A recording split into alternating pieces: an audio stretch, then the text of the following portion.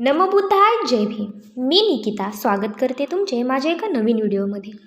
तर आजच्या व्हिडिओमध्ये आपण पाहणार आहोत नावं ठेवणारे लोक कोण असतात. तर बुद्धांच्या मते नावं ठेवणारे लोक कोण असतात हे आपण व्हिडिओच्या माध्यमातून पाहूया. नाव ठेवणं म्हणजे काय? तर नेमकं नाव ठेवणं म्हणजे काय? तर आजच्या काळात नाव ठेवणं म्हणजे टीका करणं, दोष काढणं, कमी लेखणं, अपमान करणं. पण प्रश्न असा आहे, गौतम बुद्धांच्या मते असे लोक कोण असतात ते पाहायचं आहे आपल्याला. ते वाईट असतात का की ते स्वतःच्या दुःखाचे बळी असतात? बुद्धांनी आपल्याला लोकांना दोष देण्यापेक्षा त्यांच्या मनस्थितीचा विचार करायला शिकवला आहे. गौतम बुद्ध काय सांगतात पहा. बुद्ध म्हणतात, दुसऱ्याला दोष देणारा माणूस स्वतःच्या अज्ञानामुळे बोलतो. बुद्धांच्या शिकवणीतून नावं ठेवणाऱ्या लोकांचे 5 प्रकार आहेत. ते 5 प्रकार कोणते आपण पाहूया. पहिला प्रकार, अज्ञानामुळे नावं ठेवणारे. बुद्धांनी सांगितले की अविद्या म्हणजे अज्ञान हे दुःखांचं मूळ आहे.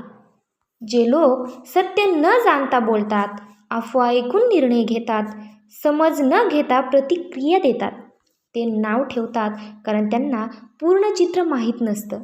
ते वाईट नसतात, ते फक्त अंधारात असतात.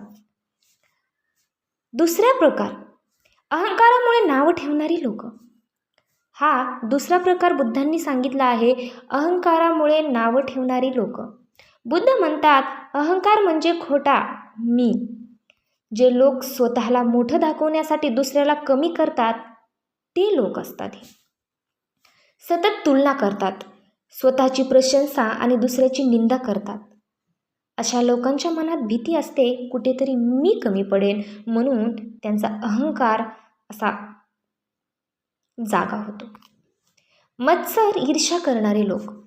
हा तिसरा प्रकार आहे, मत्सर. मत्सर म्हणजे ईर्ष्या करणारे लोक. बुद्धांनी मत्सराला मानसिक विष म्हटलं आहे. बुद्ध म्हणतात, तुम्ही प्रगती करता, तुम्हाला यश मिळतं आणि काही लोक नावं ठेवायला सुरुवात करतात. का?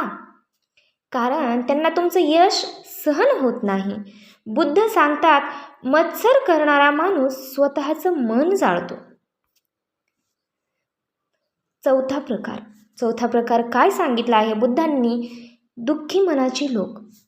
काही लोक सतत चिडचिड करतात, इतरांवर टीका करतात. बुद्ध म्हणतात, ज्यांच्या मनात दुःख आहे तो दुसऱ्याला दुःख देतो. जे स्वतः आनंदी नसतात ते दुसऱ्याच्या आनंदावर टीका करतात. बुद्धांनी सांगितलेला 5वा प्रकार, चुकीच्या संगतीमुळे नावं ठेवणारे लोक. बुद्धांनी सांगितलं आहे, चुकीच्या संगतीमुळे नावं ठेवणारे लोक म्हणजे सिगालोडा सुत्तामध्ये बुद्धांनी सांगितले आहे की वाईट संगती माणसाला चुकीच्या मार्गावर नेत असते. वाईट मित्र इतरांची निंदा करतात, भांडण लावतात, सतत दोष काढतात. अशा संगतीत राहणारे लोक हळूहळू तसेच बनतात.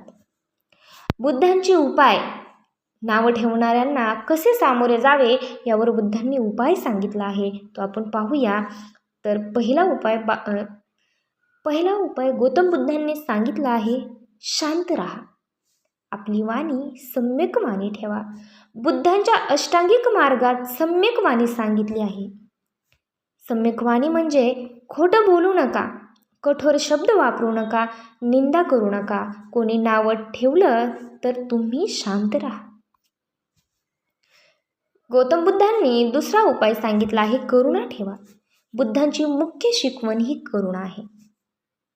नावं ठेवणाऱ्याकडे रागाने नाही तर करुणेने बघा, कारण तो स्वतःच्या दुःखाचा कैदी आहे. स्वतःची किंमत ओळखा.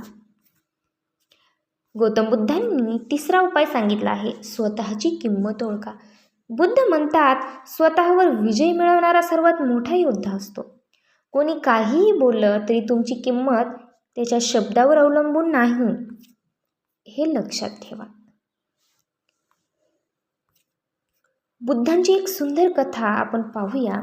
एकदा एका माणसाने बुद्धांना खूप शिव्या दिल्या. बुद्ध शांत राहिले. तो माणूस विचारतो, तुम्ही उत्तर का देत नाही? बुद्ध म्हणाले, जर कोणी तुम्हाला भेट दिली आणि तुम्ही ती स्वीकारली नाही तर ती भेट कोणाकडे राहते? तो म्हणाला, ज्याने दिली त्याच्याकडे. बुद्ध म्हणाले, तसंच मी तुमच्या शिव्या स्वीकारल्या नाहीत, मग त्याही तुमच्याकडेच राहिल्या. यातून हा निष्कर्ष भेटतो की अपमान स्वीकारला नाही तर तो देणाऱ्याकडेच राहतो. बुद्धांनी किती खूप चांगल्या प्रकारे आपल्याला सांगितलं आहे. गौतम बुद्धांच्या मते नावं ठेवणारे लोक हे अज्ञानात असतात. ते लोक अहंकारात अडकलेले असतात. ते मत्सराने जळत असतात. ते दुःखाने भरलेले असतात. ते चुकीच्या संगतीत असतात. पण बुद्धांनी त्यांना द्वेष करायला सांगितलं नाही. त्यांनी सांगितलं, समजून घ्या, शांत राहा आणि स्वतःच्या मार्गावर चालत राहा.